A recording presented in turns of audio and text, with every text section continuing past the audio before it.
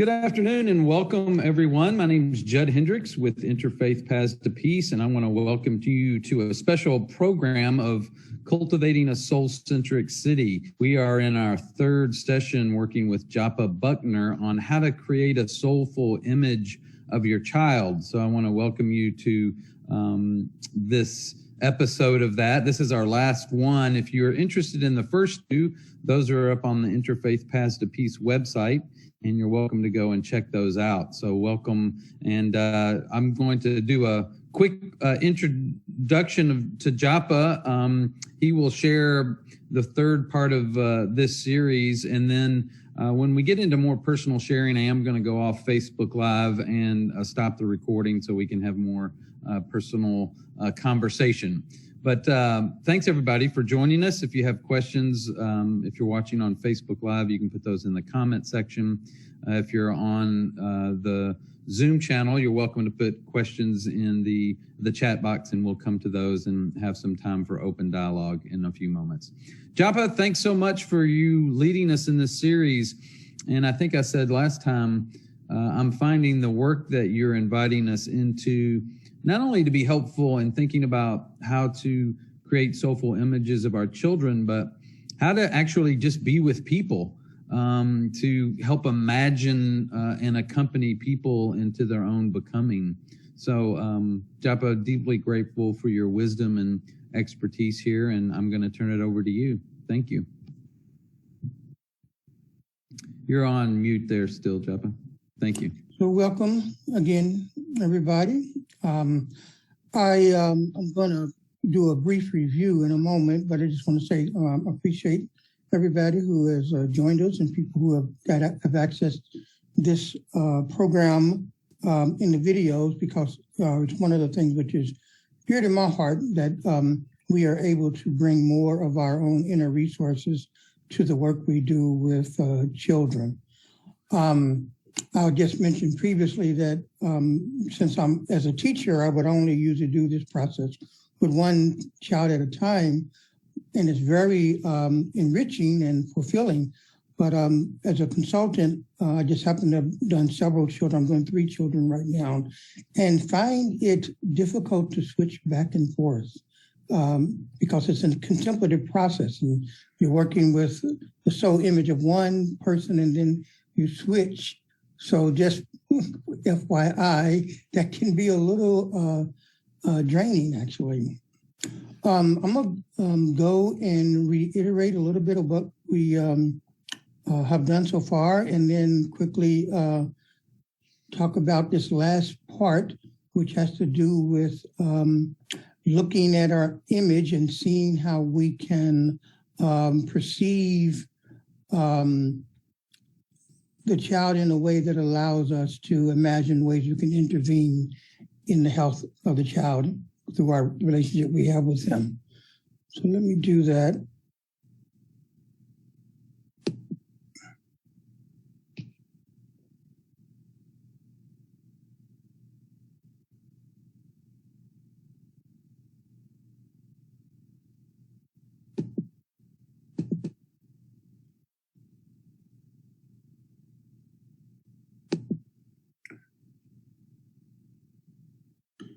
Everyone can see my slideshow now? Yes, we can see it. Okay, let me go back a little bit.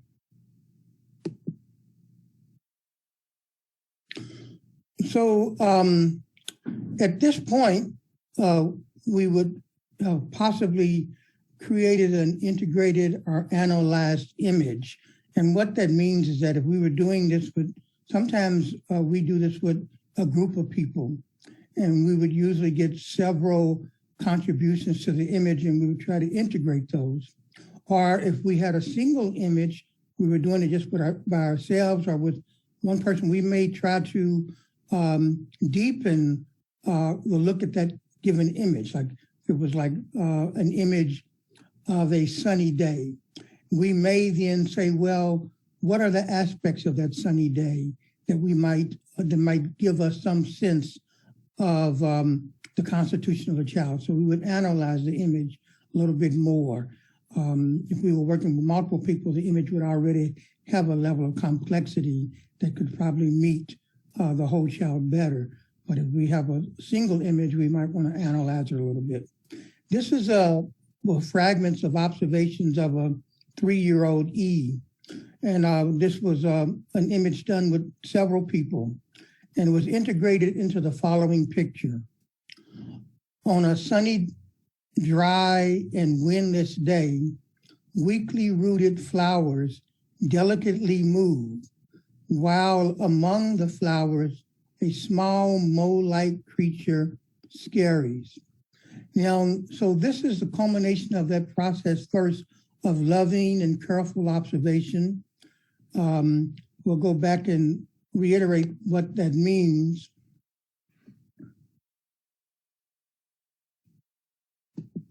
Remember, a loving and careful observation means that we must understand that a child's presence is not an accident of heredity.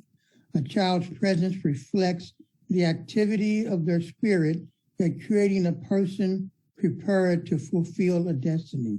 So we must bring that kind of energy to our observations in this process of creating a soul picture. The other aspect of careful approach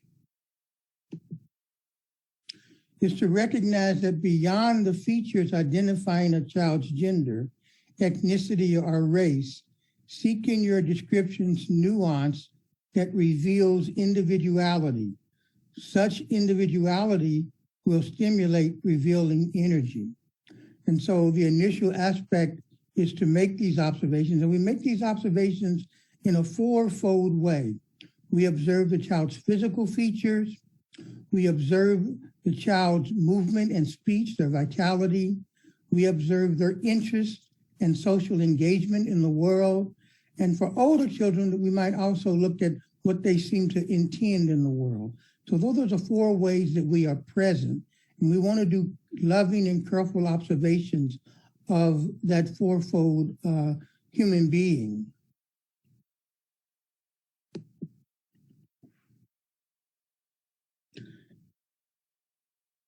Once we have done these observations, of course, what we want to do is cultivate a feeling perception, which means a feeling perception, as it says here, is an impression. The observations of a child leaves in the physical and emotional response that we have. This is like unto the perception of moods and attitudes in words. So it's what is there behind the observations that's living there. And we have to have a way of cultivating that feeling perception, that perception of what the physical and emotional responses to the child are communicating to us about a more whole quality the child is presenting, or energetic quality the child is presenting. So after we have done the observations, we have to cultivate the feeling perception. And that usually can be done in 2 ways. A contemplative process that, I suggest one here, but any individual may have their own approach to the contemplation of the observations and the emotional responses to get a feeling perception.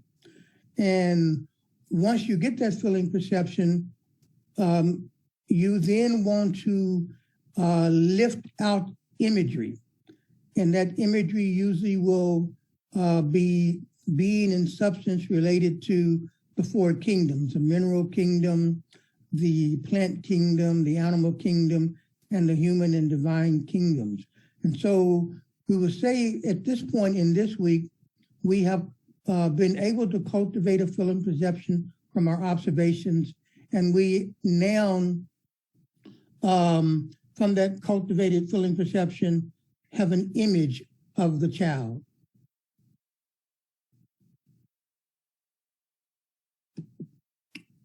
So I'll go back to where we are today.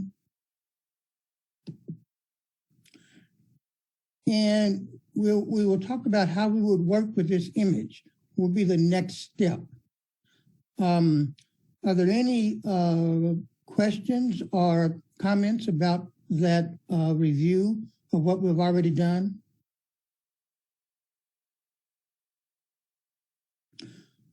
Okay, so I'll go on. So this particular child, as I said before, we came up with the integrated image. On a sunny, dry, and windless day, weakly rooted flowers delicately move, while among the flowers, a small mole-like creature scurries.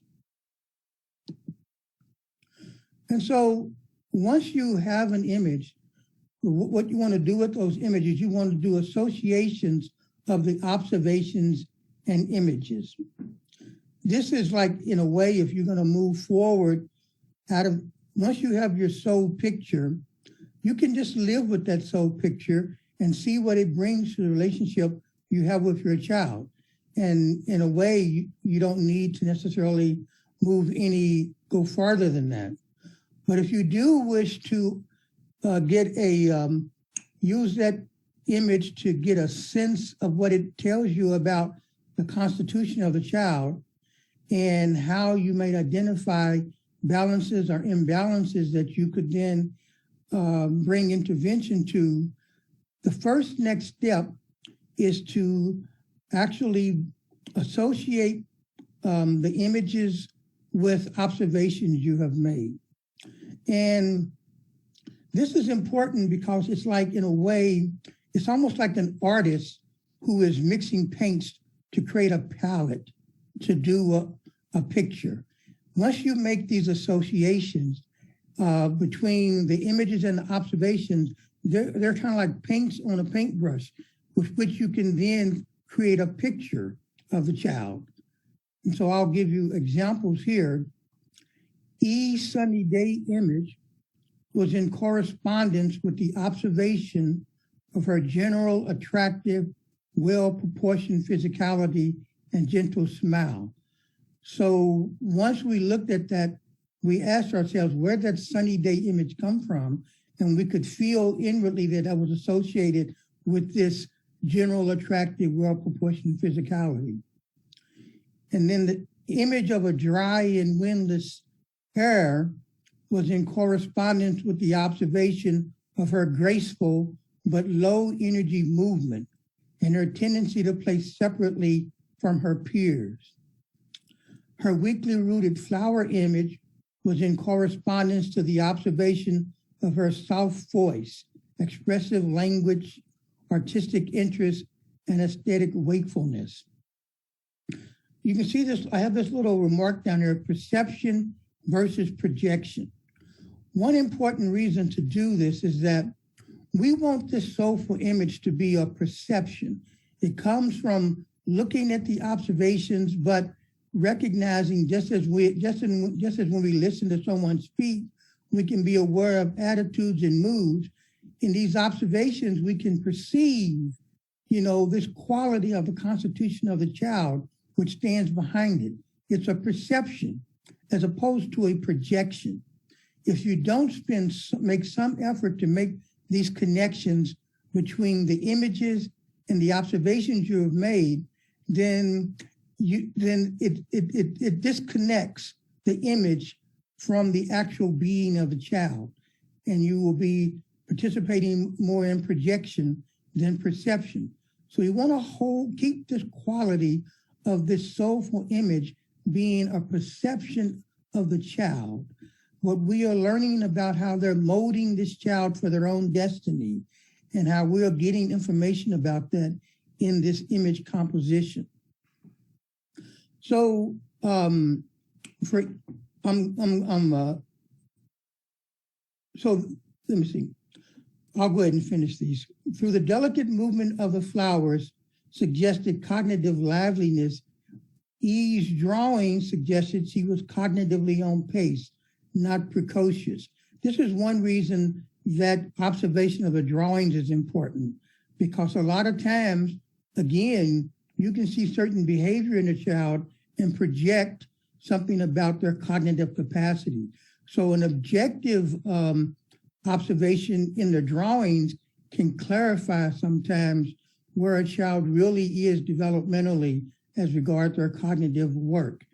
So it's the observation of drawings can be very important, especially for children in the age range of 3 to 7. The mole-like creature image was in correspondence with the observation that she was at times self-reliant and fierce, but not ferocious. As I said before, these associations are like paint that can render a picture of E's constitution. Again, I'm going to take a pause here. And anyone have any comments about this effort that you're being called upon to make these associations of object observations and images so that you stay in the realm of perception and avoid projection? Or any responses to that?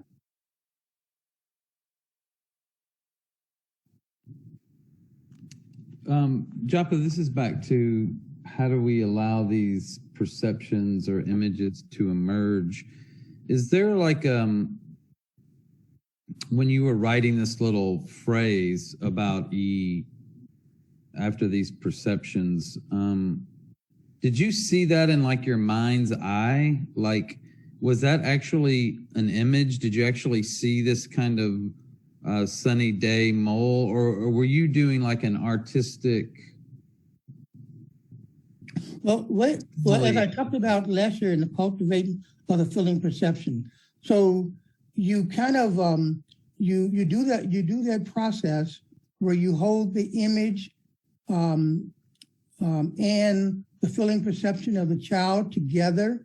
Well, first separately, I do the in-breath, out-breath thing with them separately, bring them together. And then I begin to feel these associations between the certain images, parts of the image, and an aspect of the child.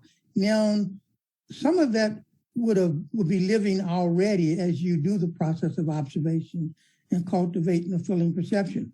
But at this point, you can reiterate that by doing a contemplative process where you simply hold those things in your consciousness together until you feel strongly that those associations exist. And then, of course, you then articulate them for yourself. And so this really, once you have done this whole process of observation and lifting up the images from the observations, this last element won't really be too difficult. You just kind of reiterate the contemplative process, and these associations will emerge for you. And so art could be an artistic process too. Like I said last week, if you find that you're stuck, then you can either use a poetic approach or a painting approach to explore some of the those 3 areas of the observation. You can say paint, and you say this paint represents the physicality of the child. This paint color represents the vitality of the child, and this the interest. And I begin to play with these, and then out of that process, you will begin to see associations arise. Some people won't need to do any of this. It'll be just a natural kind of clairvoyance that they have. Remember, when I use the word clairvoyant, I mean clairvoyant in the sense of the ability to perceive and become awake to what you perceive. In the same way, when I listen to someone speak, I'm aware of their attitudes and moods that may lie behind the words. And so this process is quite natural. We have it really, everybody has it. We simply have a tendency not to rest with it and to let the information that's carried emerge. Yeah.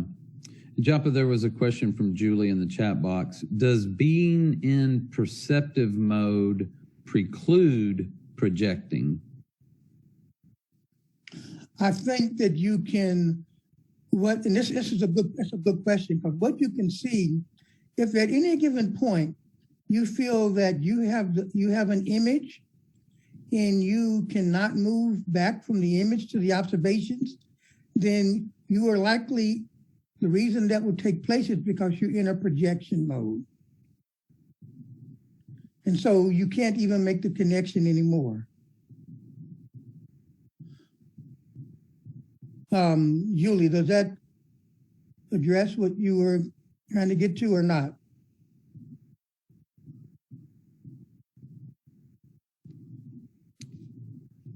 Is there a response? A little bit.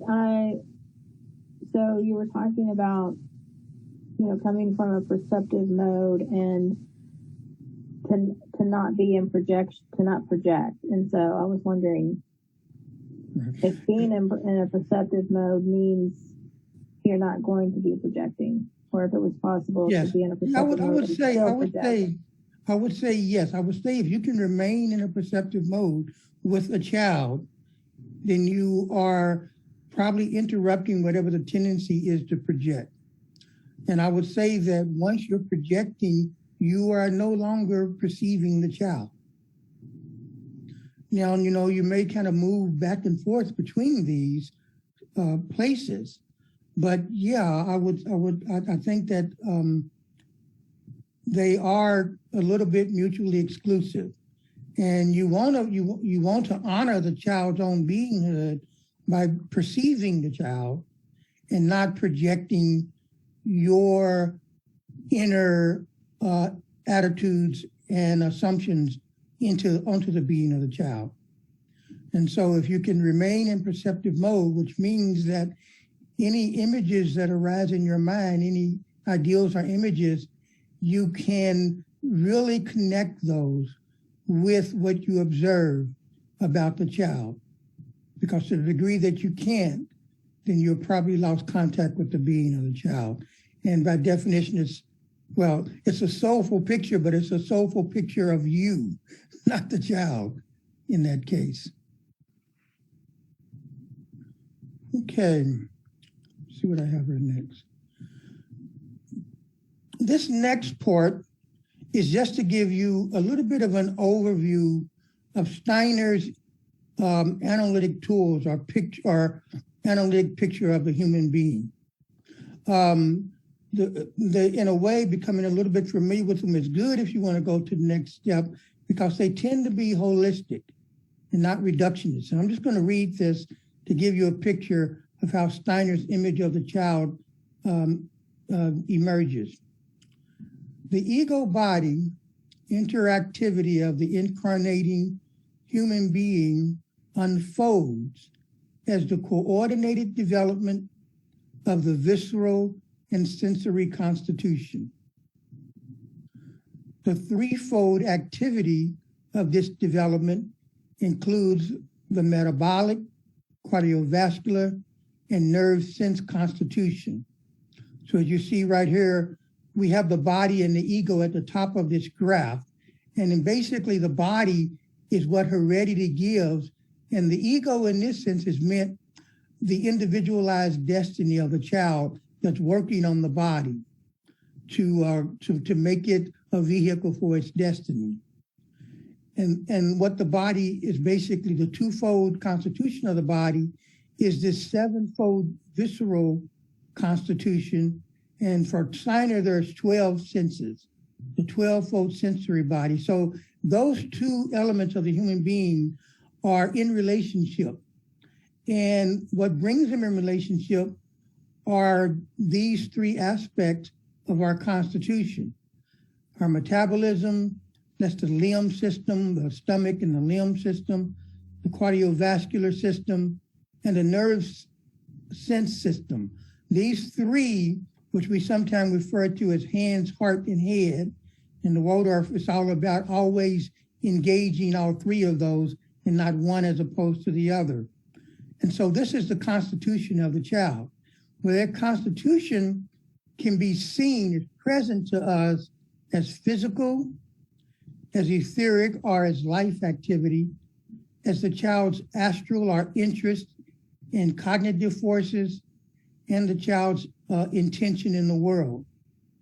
And we then, the activity the child's engaging in inwardly through this presence is willing, feeling, and thinking. So a lot of times the analytic tools that we're going to use to express whatever information is in the image is going to come through these particular concepts. I'm going to stop right there and ask again if there are any questions. And then I'm going to move to an example of this process, of how this process is usually finished out. And then we'll go to questions. We'll go to people's individual questions. So if anyone have any? Yeah, Jeff, I was wondering, like, once you have a soul image and you've kind of gone through this process and have what you've created, and maybe you're getting to this, but why would you need to do an intervention with a child? Like, what would be a reason you wouldn't just let the image be with the image? Is there some kind of, what's the discerner to why you would even intervene with it? Yeah, it depends. It depends on your role in a child's life. For instance, I'm usually working with interventions with teachers in a classroom setting who are trying to bring some balance in the life of the children they meet in the cases where they're not able to participate in the curriculum because of however that imbalance may manifest in behaviorally. So there's this need for them to have balance and a need for them to function. So those are discerning questions. And those are, so you would basically move to that. Otherwise, there wouldn't be any reason. And that's why you can do a soul picturing to work with children's struggles or successes. To get a picture of the child, and we often do child studies in the Walter School on children who aren't necessarily struggling, because that can bring revelation about what our role in the child's life still is. But in many cases, actually the 3 children I'm working with now, it is because they have some difficulty being a part of that community of the classroom or in their home life. And so we're taking up the child study to try to understand that struggle from observing their own beingness and seeing what this behavior how this behavior may be somewhat of an expression of their attempt to fulfill their destiny. And so that we can bring something that nurtures that impulse, but at the same time allows them to adapt in a way they can participate. And so an intervention can be both, I want to help the child cultivate some capacity or balance in order that they can function. And I may wonder about what the environment is that I can shift to allow the child to most naturally be that which they are and not have to worry about functionality. Is that and actually in the case of teachers in the Walter classroom, it is always that, because any intervention that we do can only take place in terms of the curriculum. And that curriculum is a twofold curriculum, what we call space and time arts. Either in movement activities we do, space arts in terms of drawing and painting, the free play as another element of time arts. So we can only ask ourselves, how can we help the child meet these curriculum elements that we bring, or adapt them in such a way that the child doesn't feel feel threatened by them. And sometimes it could be that the child may, like for instance, we may find that the child could use more warmth of certain types. Like for instance, one child I'm working with now, there's a thing we call the ball massage, which is a way of just doing this little massage process during the day. Sometimes one child I helped a lot by actually bringing a particular Montessori activity that just occurred to me to be able to address them. So I one-on-one worked with that child with that activity, and it made a very big difference in their capacity to hold back their will in circumstances that the environment needed for them to participate in that community. So it usually takes place, it's curriculum based. It's not like a psychological intervention. And what would that look like then for parents? Well, it could look very well. Basically, you can look at the home life. Basically, that's what parents have as their tool. The basic rhythm of the day. Rhythm is usually an issue that comes up a lot as an intervention in the home life. You find that, the rhythm of the home life needs to be just modified slightly, or the way that you enter into. There's actually three ways we relate to rhythm. There's actually metabolic, cardiovascular, and nerve sense rhythm and that we bring to children. Sometimes we can be bringing cardiovascular energy when we should still be in the metabolic realm. I can't explain all this now, but there's certain ways that we approach the rhythm in our lives that may actually be creating anxiety in the life of the child. And we might find, I need to not be bringing that cardiovascular or breathing in the rhythm too early. I need to be something, the metabolic is more holistic. A lot of times this is the case with parents, is they shift out of the metabolic rhythm too quickly into what we call a cardiovascular rhythm. So, usually so the home life itself and rhythm in particular is the way that you usually can intervene as a parent. And then there's also time and space arts that you could bring too, that would be similar to the things that you'd find in the Waldorf kindergarten or the Waldorf grades program. Thanks. Are there other questions that people have before Java moves on? Great. Okay. Okay. I'm going to briefly show this form I use to move through this process, and then I'm going to open it up to questions. Let's see. Okay, so is that form up now? Yes.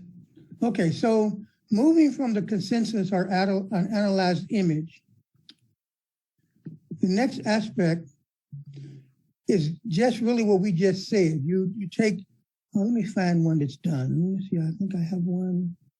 Do that.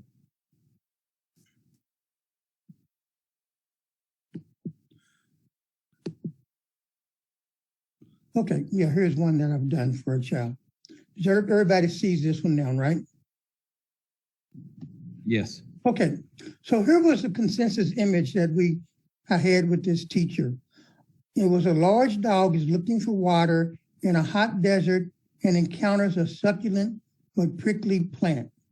And so that was an image that we came up with working together. And then we want to look at the physical observation of the child and say what aspect of this image may be related to that. And what we noticed about the child, that this idea of the succulent plant, this fleshy quality, was very similar to what we were observing, and we felt that association with that succulent plant aspect of the child. And so we decided, okay, the observation of physical feature, the large-headed, generally rounded and fleshy features will correspond to the succulent plant aspect of the image. We found that we had said that the observation of the child revealed they were loud, expressive, breathy in their speech. The voice was pushed like a thirsty, panting dog, seeking and needing attention.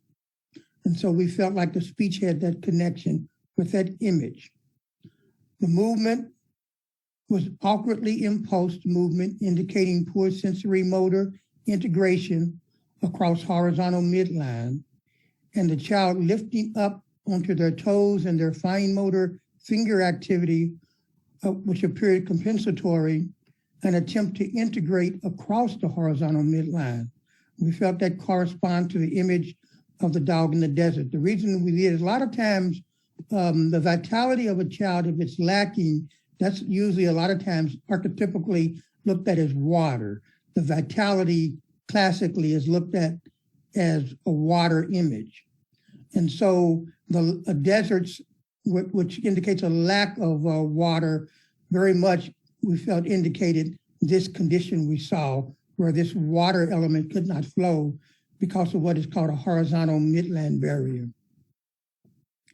And then we looked at the observation of interest and social engagement and found that also, again, much of the image together was related to this issues that were coming up with this child in terms of their capacity for healthy social engagement. And so then once we have those images, we move to looking at the analytic tools. And of course, somewhat the ability to do this has to do with our familiarity with the analytic tools. And one of the analytic tools we use, especially for young children, is what Steiner calls the 4 lower senses. These are pretty much in mainstream education too. You're trying to cultivate the sense of touch, the sense of well-being, what is called proprioception, or sense of movement, and balance. And so in general, we can look at those and see if the observations indicate that there's an issue with those and what in the image may correspond. And so we found that a correspondence, and then we said the issues with touch and movement integration interrupting the sense of well-being. And so in that way, we continue through these analytic tools, connecting the images and articulating how those images connect to the analytic lens, and therefore getting a picture. At the end, we come up with ideals for how to intervene. And out of these ideals, we have to motivate these so that we can connect back with whatever we thought was the sensory motor or cognitive aspect of the analytic tools that we felt related to the image. And so out of that, we get a series of interventions. Some examples here are outside activities that stretch arms above body and flexes leg muscles. This has to do with whenever you have core issues, you have what is called a horizontal midline barrier. And so you want to bring activities that can strengthen the core. The lizard crawl is another one of those. Circle movement. This is the circle is part of the curriculum in Waldorf education. So utilizing the circle here to further strengthen that aspect of the sensory motor integration. And then we had the ideal of the ball massage, which I told you about early, and some other ones. And then we had to motivate those. Why are we going to bring these ideals connecting back with our image and the analytic tools that we have associated, and so forth. So I'm going to let go there so I can have some conversation and get questions about this, how this process may resolve in the end. Okay, so I hope that wasn't too much for everybody. We're going to remain recording just for a little bit. At some point, if you want to get into your personal reflections with your children, let me know and we'll go off the recording on Facebook. But do y'all have questions or comments? Let me say one more thing. So you might see that one thing that is really important in this process is that the process remains connected from beginning to end. That whatever observations, that's why we talk about a perceptive process.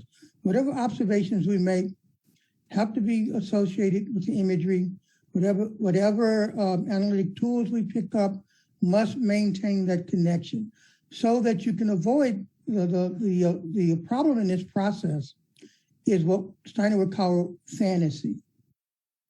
And anytime you disconnect this process, then you have the fear when you do intuitive work is moving into a realm of fantasy and projection. And so that's like this mantra that we would as Waldorf teachers always have. Can I look from whatever my intervention is back to the analytic tool, back to the image, back to the observation. And if I can't do that, then at some point I may have moved into a realm of fantasy or projection. And then, of course, these things are monitored for their effectiveness and reviewed. So, questions or comments?